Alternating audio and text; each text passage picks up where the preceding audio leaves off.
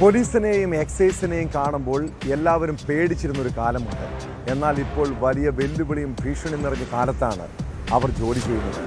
ഇടുക്കി തങ്കമണിയിൽ വാറ്റുചാരായമുണ്ടെന്ന രഹസ്യവിവരത്തെ തുടർന്ന് പരിശോധനയ്ക്കെത്തിയ എക്സൈസ് ഉദ്യോഗസ്ഥനെ വീട്ടുടമ വെട്ടിക്കൊലപ്പെടുത്താൻ ശ്രമിച്ചു.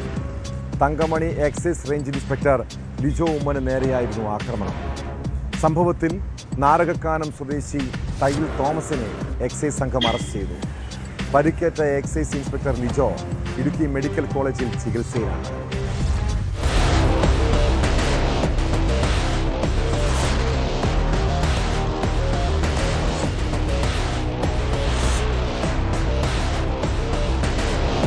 ബുധനാഴ്ച രാത്രിയാണ് സംഭവം നടന്നത്.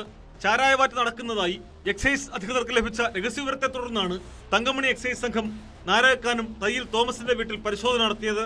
Thankamani excise range inspector Lijo ഉമ്മന്റെ നേതൃത്വത്തിലുള്ള ഉദ്യോഗസ്ഥർ വീട്ടിലെത്തിയപ്പോൾ പ്രകോപിതനായ തോമസ് വാക്കത്തി ഉപയോഗിച്ച് എക്സൈസ് സംഘത്തെ ആക്രമിക്കുകയായിരുന്നു. ആക്രമണത്തിൽ ഇൻസ്പെക്ടർ ലിജോ ഉമ്മന്റെ കണ്ണിനും മുഖത്തും കാൽമുട്ടിലും പരിക്കേറ്റു.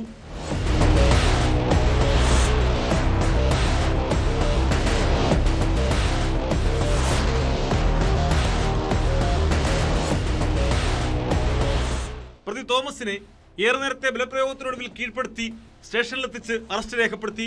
പരിക്കേറ്റ ലിജോ ഉമ്മനെ ഇടുക്കി മെഡിക്കൽ കോളേജ് ആശുപത്രിയിൽ പ്രവേശിപ്പിച്ചു.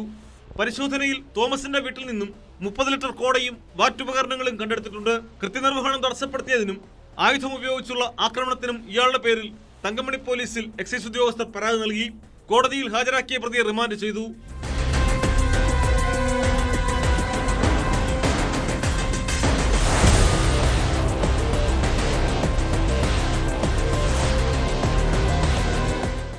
ന്യൂസ് 18 ഇടുക്കി.